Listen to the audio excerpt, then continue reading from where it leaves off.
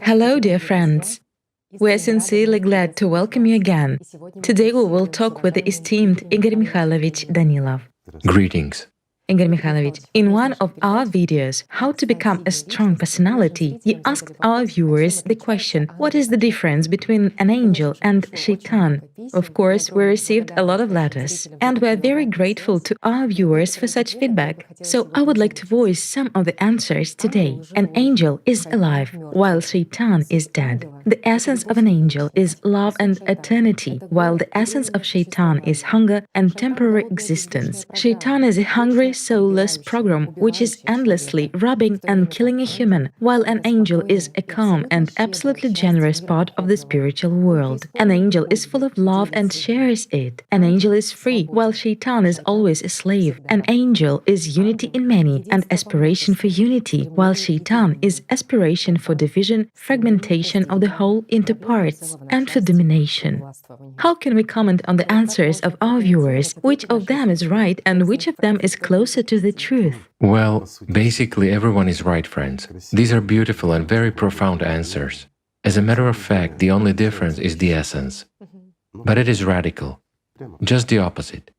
So everyone has done well, everyone has answered correctly. You know, Igor Mikhailovich, some people also share that when you asked this question, they suddenly understood that in their consciousness there was a glassy lake, not a single thought, and it was impossible to even find any answer to this question at all. That's what the questions are for. The subject was sometimes even so tabooed for some consciousnesses. Of course, for this very reason we asked our friends this question, so that they would encounter whose side their consciousness is on. On some topics we can discourse and philosophize for a very long time, right? But when a question relates to deep truths, real ones, those which touch upon eternity, which touch upon the invisible world, sometimes our consciousness simply refuses to function, or forcibly, let's say with a lot of stalling, it tries to do something, but no activeness is observed. Right. That's the case for most people. Unfortunately, this is true. Why? Because consciousness discloses its weaknesses with great difficulty, and it is reluctant to say anything against the devil, demons, or something else. In order for our consciousness, friends, to begin to function as it should, it has to be curbed. Then it will be truthful, specific, and not loud. And you should strive for that. I also remember a comment by our friends who said, when Igor Mikhailovich also voiced the question, what is the difference between an angel and shaitan, you understand that they are different in everything, just like fire and water. At the same time, people felt that there was so much more in that question. Of course more. That through giving themselves this answer, it was as if they had drawn this boundary and this line between the dead and the alive, between life and death. And you understand that now, thanks to this criteria, you can correlate during the day whose side you are on, whether you divide or you Unite. seek unification, reconciliation, yes, whether you are open and honest or you lie and manipulate, whether you want to punish as consciousness always wants to, or on the contrary, you are more merciful and compassionate. So in this very question, a lot of guys even found something much greater for themselves. And I'll tell you, they did great. Actually, Igor Mikhailovich, in one of our videos, you also talked about the importance of the goal, about the importance of setting the goal for inner spiritual salvation and, already based on this, to move along this spiritual path. But without a goal, nothing will work out. When a person doesn't really have a goal, he's just stagnating. It's impossible to achieve results in business, in studies. Actually, it's impossible to achieve good results in anything if you don't have a goal. Here's a simple example. There are people who have no legs, they have prosthetics, yet they conquer mountains. There are people who are in extremely difficult conditions. We know a lot of stories when, say, there was a poor and destitute person in that very Africa, but the person set a goal for himself and achieved a lot in this life. It would seem to be a quagmire with no prospects. But if a person agrees that he is in a quagmire with no prospects, that's where he will stay. That's the point. A goal is like a guiding star. If you strive to achieve it, you, my friend, will surely achieve it. The only thing is that you shouldn't doubt. Doubt is another obstacle. This is extremely important. And you have to know that. Well, I think we'll discuss doubts and what they lead to some other time, friends. Doubts are a terrible thing. It's true. But this is very important, and you have to be aware of it. Let's say, what problems we have in life due to trivial ignorance, and what hinders us. Many people seem to want and aspire. They're on the spiritual path and all that, and they seem to have a goal while not yet realizing that it's not a goal at all, without understanding even elementary things. However, they have doubts, and these doubts ruin everything.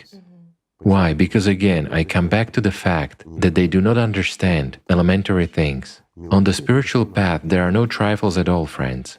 In fact, if we consider the devil's function, as a rule, he acts through trifles. He hooks you just a little bit, and then a whole snowball follows, and then it turns into major events in your life. And we know a lot of such cases.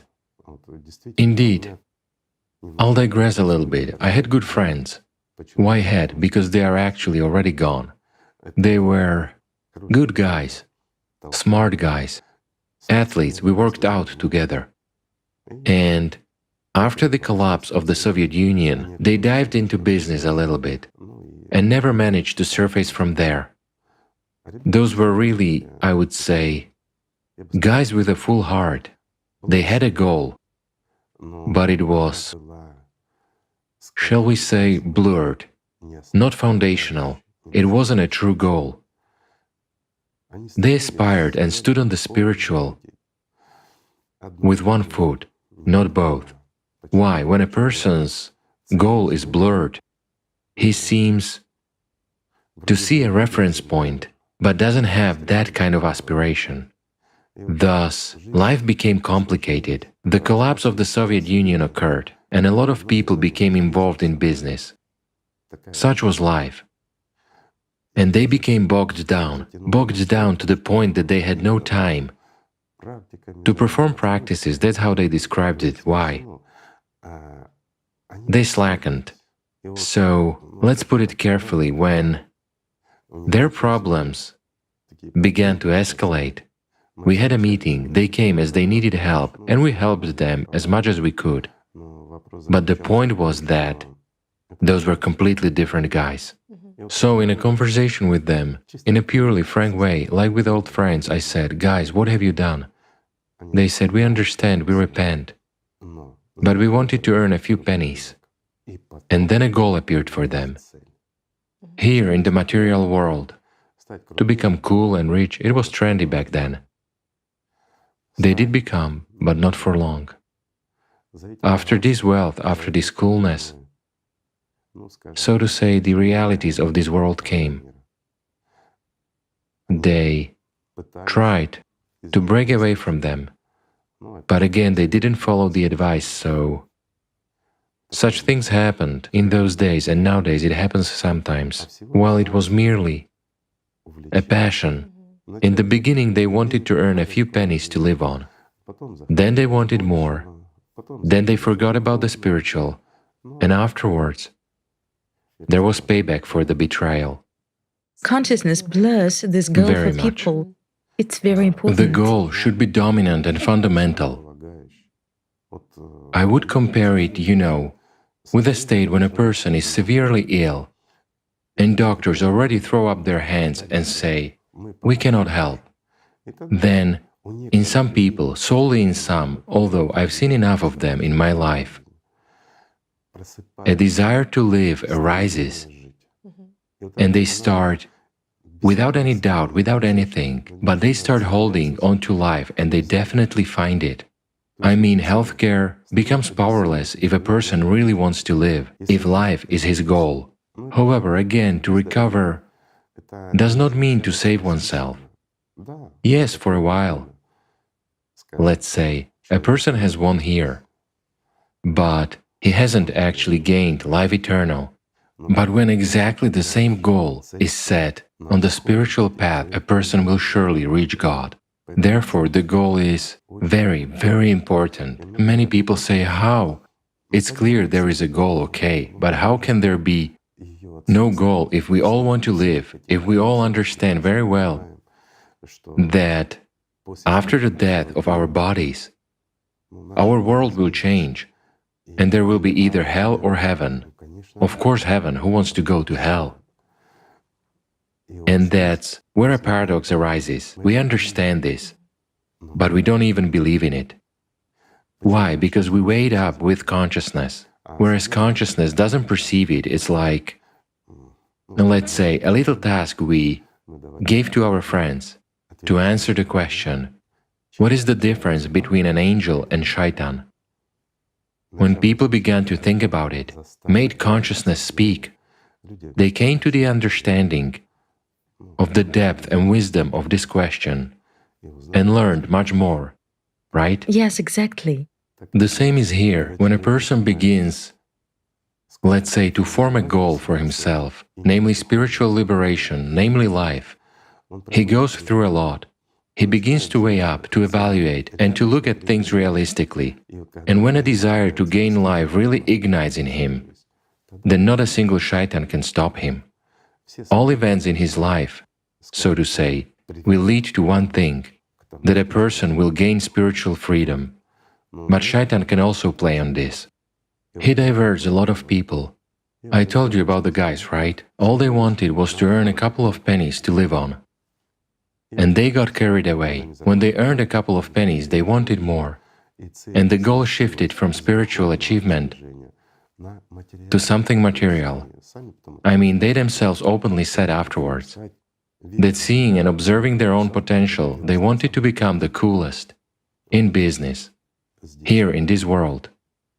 In this world, there is a Raja for every Vijay. No matter how we twist it, there's always someone who's richer, there's always someone who is more successful.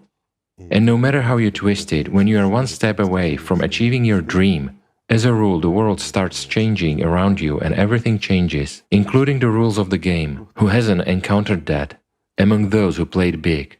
After all, it is true. But it shouldn't be like that in spiritual development. In spiritual development, the goal mustn't be changed, and it must be achieved. Right. It's very important to never change this direction. That's the whole point. When all of your steps are directed towards your goal, and with every step you bring it closer, then everything will work out. But if you stray just a little bit, you already follow a completely different road. This is also a perennial problem, my friends, because people say, I've been in this or that religion for so many years, I was keen on this or that, I've been striving, yet why haven't I achieved it? Where is the result? Well, the answer is right there. Of course, he remained empty inside. Let's say the answer is always in plain sight, temptation and distraction. Again, even if we take those very prayer practices, okay? Clearly, what we say out loud is just words, whereas what we feel, what we experience, what comes from within, so to say, although it should actually go inwards. And here another little paradox arises. Well, I've digressed again, friends. I started with one topic and now I'm switching to another one. All right. I will combine them if you don't mind. Why, after performing prayer practices, do people feel inner emptiness and not feel satiation, replenishment with life? Why doesn't God's love emerge in them? Because they do that from a desire, from the inside outwards. I mean, everything goes to words, and through words it goes either to icons, or I don't know, to some site, say, to a cardinal point, or to the sun, to the sky, wherever. Well, it goes exactly from the inside outwards, but it's a good vector, so to say, when an external action is done. However, prayer practice, just like spiritual practice, must be performed with an inward direction. When a prayer is directed inwards, everything works in a completely different way. We don't direct it to an image in front of us. When we see an icon, as they teach us to do in many religions, for example, when we pray to an image, to an icon, or imagine this image, it still arises in front of our face, in front of our inner gaze, so to say. And still, when we perform prayer practices, we sort of direct them somewhere specifically. There is no such thing, that people pray, for example, Lord, and sort of towards the entire world. There is no such thing. Everything still goes to something specific. We direct it somewhere. And here we need some kind of a coordinate. And this coordinate of ours is always external. It's not inside. Therefore, practice, even that very spiritual practice or prayer practice, is not functional. In other words, it doesn't give that result which, let's say, one or another method of communicating with the spiritual world should bring to a human. There is a problem here, and this problem is quite serious. It can be traced from very ancient times. If we go back to the first Christians, all their prayers were directed inwards, just like Jesus Christ performed them. But what do we see? Let's say in that very Bible it is mentioned that there was a light in front of Jesus and he addressed that light while performing prayers. Thus, an external source is shown. Meanwhile, subconsciously we will copy his actions. So, in any case, we will imagine some kind of light in prayers. Yes, exactly. People expect that. Don't we? And there are icons like that, right? The light of Taba is also expected. Yes, of course. Thus, it turns out that we transfer everything to the external. Yet the external means this world. Well, this world means Satan. So a prayer doesn't reach God. Why? Because we spill out the inner power into the earthly, three-dimensional, meaning into hell. That's the way it is, friends. This is true. Let's recall the saints, let's say, those who really attained holiness. In Christianity, what did they describe and what did they focus on? Again, we return to heartfelt prayer, or Jesus prayer as it is also called. But why? Because it was directed to the internal, and the entire concentration was going inwards. A person himself. Yes, at first on the organ, but then from the organ, from the heart, they were going to the soul.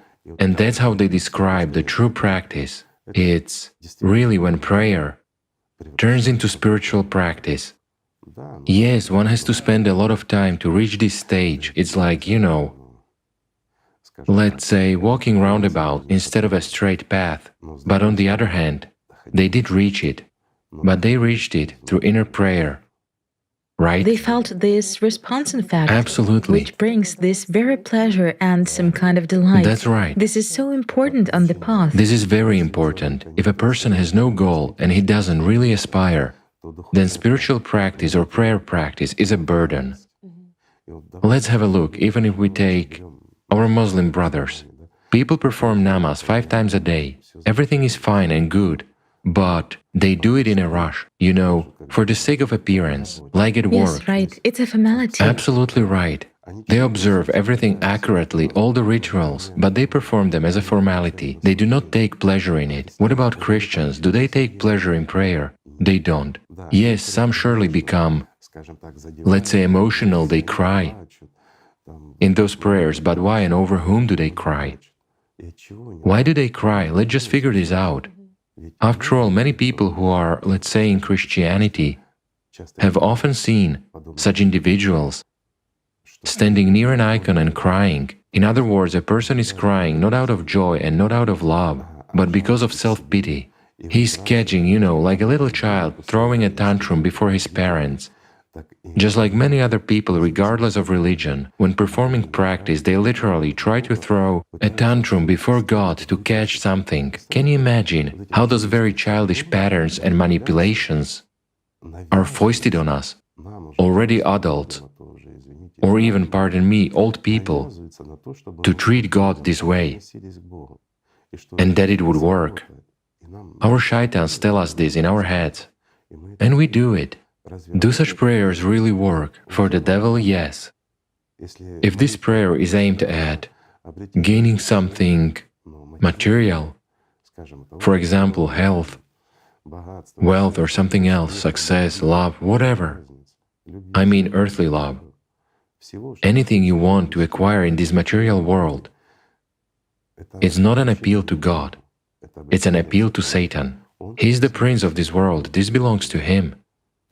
Isn't that what was said and described?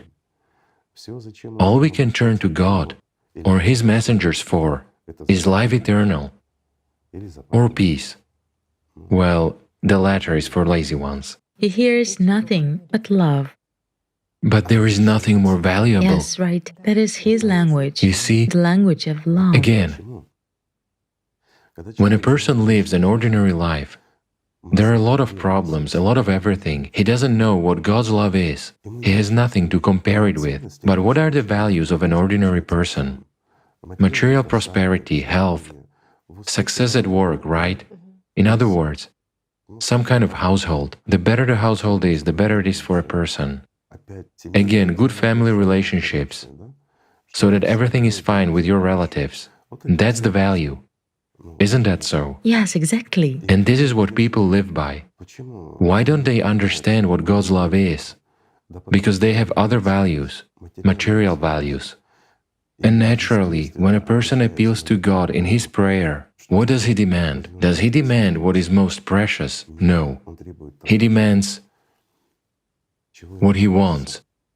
Meanwhile, he wants what the mirror neurons have shown him, what other people have told him, what his parents have taught him who lived as slaves, let's say, of that very shaitan, because they did not know anything else.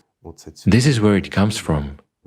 That's why prayer is a burden, because can this prayer be filled with love, with aspiration? Can this prayer give that pleasure which a person receives when he bathes in God's love? No. This prayer will again bring only a loss to a person. Why? Because he takes what he has and gives it to the devil, asking for earthly things, thinking that he is praying to God.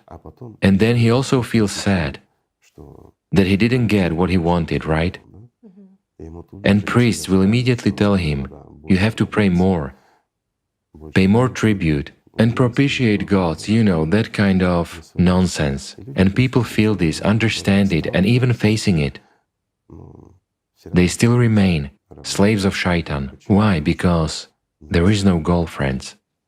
This is the essence of gaining a goal first. When a person even sets himself this goal, he will go through a lot in his comprehension, in his weighing up. While in reality, just look around yourselves, my friends.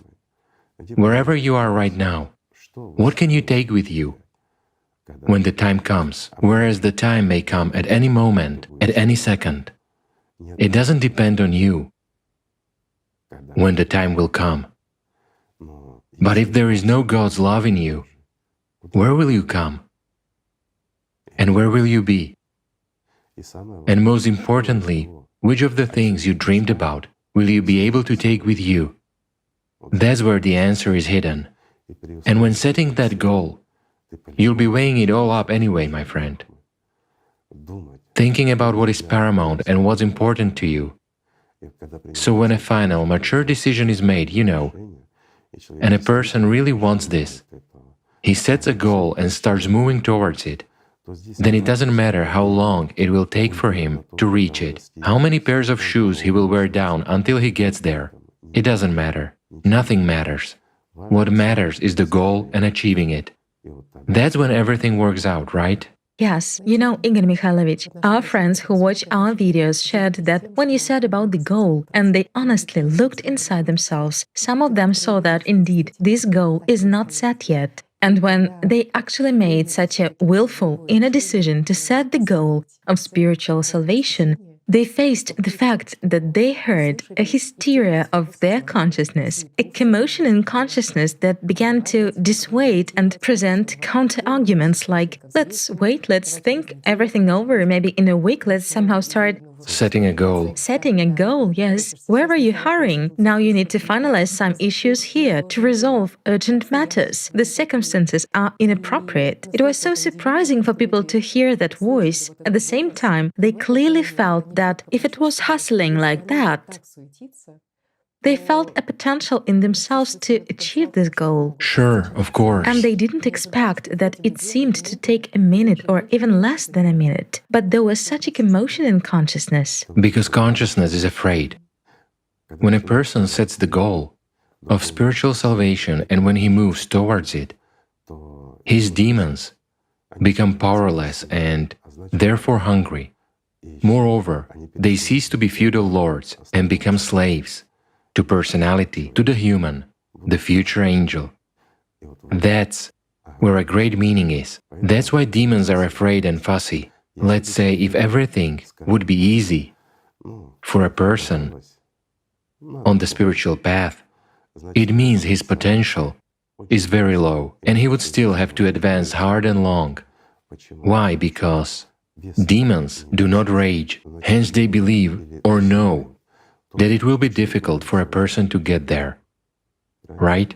But when they resist, when they dissuade, when they activate all their distraction mechanisms, that indicates that you, my friend, are potentially very strong and you have a chance to become an angel.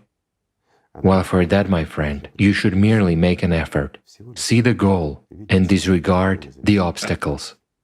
Everything is simple. And to begin with, we should simply learn to love each other. So friends, let's love each other. Thank you for being with us. Thank you. Thank you so much.